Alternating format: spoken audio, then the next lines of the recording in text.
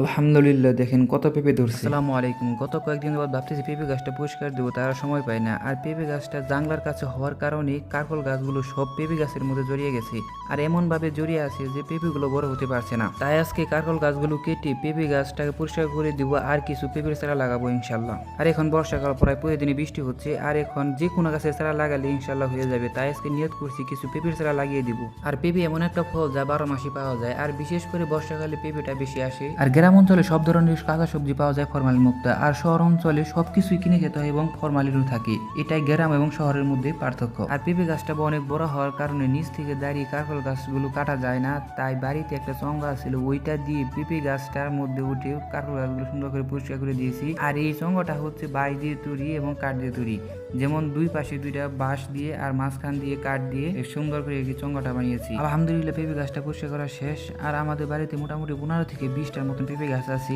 আর এই পেঁপে গাছটা হচ্ছে, দেখেন কত বড় পেঁপে গাছ আর কিরকম পেঁপে আসছে। এই পেঁপে গাছটাতে আনুমানিক 100-র উপরে পেঁপে আছে। আর পেঁপে গাছে যে হলুদ হলুদ ডেউ আছে, ওগুলো কেটে দিই। কেটে না দিলে পেঁপের মধ্যে সুন্দর করে রোদ লাগে না এবং পেঁপেগুলো মিষ্টি লাগে না। আর এই পেঁপেগুলো আলহামদুলিল্লাহ এমনি তো মিষ্টি। আর গ্রাম অঞ্চলে কাঁচা পেঁপের দাম বেশি না, 20 থেকে 30 টাকা কেজি। আর দেখেন কোন জায়গায় পেঁপে গাছের চারা হয়েছে, এক পেঁপে গাছের গোড়ায় আর একটা পেঁপে গাছ হয়েছে। এখানে এই পেঁপে গাছের চারাটা থাকলে গাছটাও ভালো হবে না, আর পেঁপে অনেক কম আসবে। তাই এটা অন্য জায়গায় বুনে দিই, গাছটাও ভালো হবে এবং পেঁপেটাও অনেক বেশি আসবে। আর এখন বৃষ্টির দিন, যে কোনো গাছ বুনলেও গাছের গোড়ায় পানি দিতে হয় না, এমনিতেই বৃষ্টির পানিতে গাছের গোড়া পানি হয়ে যায়। আর বেশি পানি দিতে হয় না, এমনিতেই গাছগুলো হয়ে যায়। তাই পেঁপে গাছটা এখন বুনে দিলাম। এই বুনে দেওয়ার পর আর বেশি পানি দেবো না, ইনশাল্লাহ বৃষ্টির পানিতে পেঁপে গাছটা হয়ে যাবে। আর পেঁপে চারার সাথে একটা কাঠি কেটে দিতে হবে, না হয় বাতাসে গাছটা ফেলে দেবে।